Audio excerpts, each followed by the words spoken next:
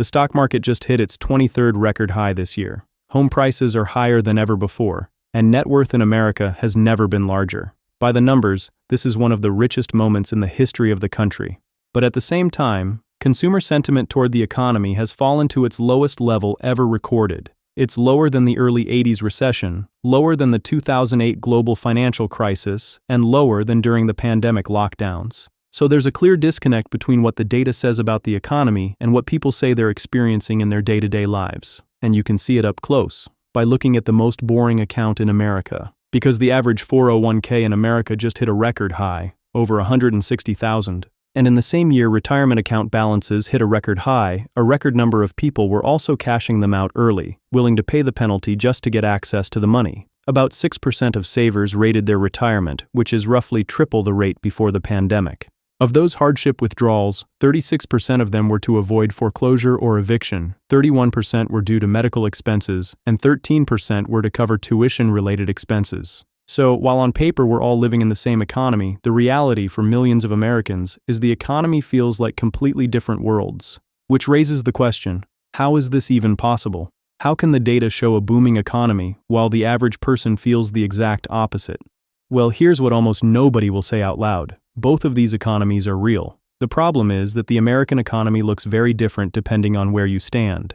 Because what we talked about earlier is rising asset prices, and it doesn't lift the country evenly. It's not weather. The trillions of dollars that get created when the market climbs doesn't fall on everyone like rain.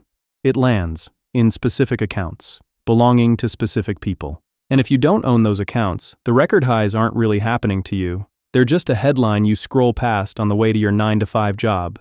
So the real question was never whether the economy is booming. It is. The real question is who benefits from it. When the market prints another record, whose account does that money actually flow into? And to answer that question, you just have to follow the paper trail. So that's exactly what I did. There are about 134 million households in America. According to the Federal Reserve's own data, the richest 1% of them, around 1.3 million households, own more than half of all the stocks in the country. And if you zoom out to the top 10% of wealthiest households in America, which is about 13 million households, they own roughly 87% of all the stocks. Which means the bottom 90% of the country, around 120 million households, own just 13% of the stock market between them. And the further down you go, the worse it gets. The teachers, the nurses, the bus drivers, the people who run the day-to-day of this country, the bottom half of Americans. Those 67 million households own just 1% of the stock market, not 1% each.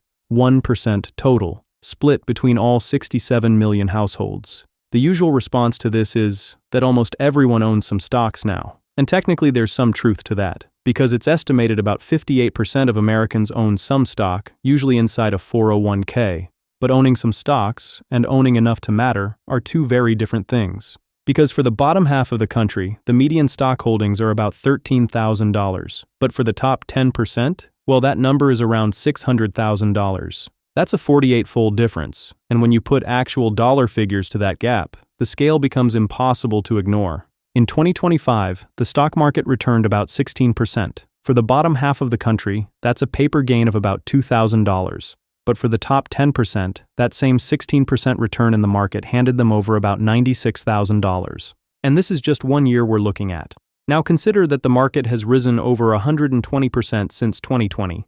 So while participation in the market got democratized, the dollars never did. The richest households who own almost all the stocks benefit from almost all the gains, while the bottom half of Americans fight for the scraps. But let's forget about the charts for a second and look at the ground level. Because the story you keep getting told is simple. The consumer is strong, spending is holding up, the economy is fine. And on the surface, it could appear that way. But the truth about the average American consumer isn't in the headline. It's in their wallets, and you have to start with the money coming in. Last month, average hourly earnings were up about 3.6% from a year earlier, which sounds like a raise. Except over that same stretch, inflation was up 3.8%. Which means the raise got eaten by inflation before it ever landed. So before the average American spends a single dollar, they're already losing ground. And this is being felt everywhere. Gallup held a survey where they asked Americans to name the single biggest financial problem facing their family. The top answer wasn't low wages, and it wasn't unemployment. It was the cost of living. High cost of living and inflation was named by 31% of Americans as the single most important financial problem facing their family today, which is near the highest level seen in the more than 20 years Gallup has run this survey. And once you remember that prices are up over 28% since the start of 2020, it isn't hard to see why 55% of Americans say their financial situation is getting worse. So add this all up and it leads to one question. If the average American's finances look this grim, how is consumer spending still going up? Where's the money coming from? And there's an answer. It's coming from the future, from debt. The first place is credit cards. Americans are now carrying about $1.25 trillion of credit card debt, and the average interest rate on these credit cards is now sitting around 23%. And this isn't the rich chasing credit card points or airport lounge access. It's the opposite. Among people who carry credit card debt, Bankrate found that 33% cite day-to-day expenses as the primary source of their debt. So they're not financing a vacation. They're financing just to keep going. There's even a new name for this. It's called survival debt. But before we get into just how bad this survival debt problem actually is, a quick pause. Because let's talk about a problem we've all dealt with. It doesn't matter what you do for a living, consultant, student, analyst, teacher, or just the unlucky person who got tasked with making the presentation at work. At some point, we've all been the slide monkey. You start with a simple goal, make a presentation. 3 hours later, you're still resizing boxes, aligning icons, changing fonts for the 5th time, and wondering how a task that should have taken less than 20 minutes somehow consumed your entire day. Which brings us to today's sponsor, Gamma. And the reason I like Gamma is simple. Gamma isn't just a presentation software, it's the bridge between messy ideas and structured output. Because sometimes I need to see an idea laid out in front of me before I know if it actually works. That's where Gamma comes in. With Gamma, I can start with a prompt, existing content, files, links, or one of the more than 100+ ready-to-use templates. Then I just dump in all my research and let Gamma do the heavy lifting. What used to be scattered notes and half-formed thoughts turns into something structured, organized, and easy to work with. And the best part? Everything is fully customizable, so I can rearrange sections, expand on ideas, or customize the design to match my own style. So whether you're building a presentation, organizing research, or working through a new idea, Gamma takes care of the tedious busy work, so you can spend more time focusing on what actually matters. If you're interested, you can check out Gamma using the link below or in the pinned comment. Thank you to Gamma for sponsoring this video. Now back to survival debt, because what started as just a slight concern is quickly becoming a full-blown crisis for millions of Americans. Mike Croxson, who runs the National Foundation for Credit Counseling, which is the largest nonprofit credit counseling network in the country, summed it up best. He said, "We are seeing a disturbing shift from discretionary debt to survival debt. And the scary part about this kind of debt is for the people in it, there's usually no clear way out, which is why, according to Bankrate, 61% of people with credit card debt have now been carrying the debt for at least a year. This is an 8-point increase since 2024. And it doesn't just stop at credit cards. There's another new kind of debt that's spreading fast. You've probably seen the memes. People financing a Chipotle burrito by splitting it into 4 payments. This new kind of debt is a form of financing that lets people buy something today and pay for it in smaller installments over time.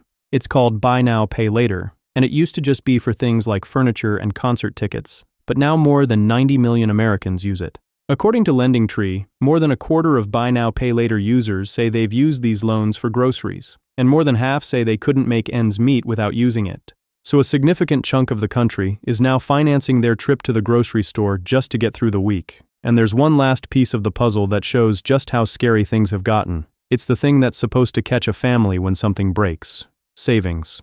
The personal savings rate has dropped to about 2.6%, near the lowest level on record, and down from 5.5% a year ago. And it gets much worse. Economists at the Bureau of Labor Statistics and the Bureau of Economic Analysis ran the numbers on savings across the income scale, and they found that for the bottom half of the country, more than 65 million households, the savings rate is actually negative. Which means the bottom half of America is spending more than they bring in after taxes and running a loss every single month. So it's not just that they're missing a safety net, it's that they're sinking deeper and deeper every month. That's the divide. The rich are pulling away, while everyone else is borrowing to keep their heads above water. It's the same country, but completely different Americas. And for years economists had a name for this. The K-shaped economy.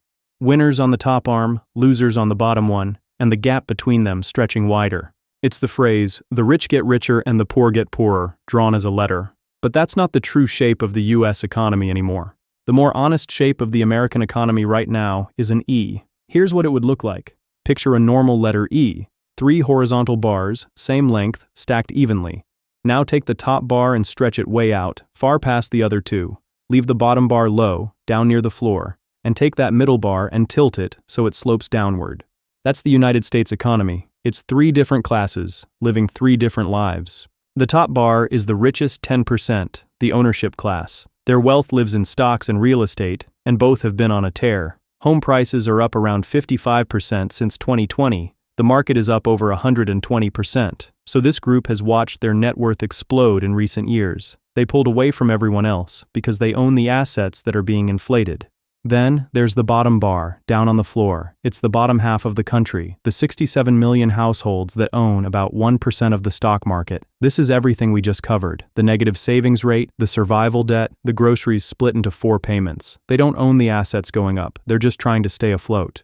And finally, the middle bar. Everyone else in between. The households whose raises got eaten by inflation. The bar is tilted downward because something quiet is happening to this group. They're slipping down. Heather Long, the chief economist at Navy Federal Credit Union, pointed to a clear shift taking place right now. She said, "We've seen in our data a pronounced shift to spending at warehouse and discount stores like Costco, Walmart, and Aldi, migrating away from the Whole Foods type of experiences. This is the class of Americans with a thin layer of breathing room left, and they can feel it getting thinner by the day." And before we wrap this video up, I'm curious where you stand. I want to hear how you feel about the economy. Drop a comment and let me know where you land on things. Because here's what I see. The top 10% of households are pulling away with a collective 68% of the total net worth in the country and a little over half of all the income. The middle 40% hold around 29% of the net worth and earn about a third of the income. And then the bottom half of Americans are left with about 2.5% of the net worth and roughly 10% of the income. It's the leftover split between 67 million households.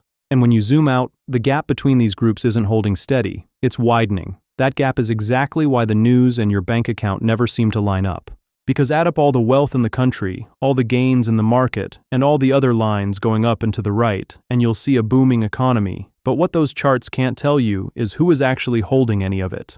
That's how you get a stock market at record highs, while the way people feel about the economy sits at record lows, because it's the same country, but completely different Americas.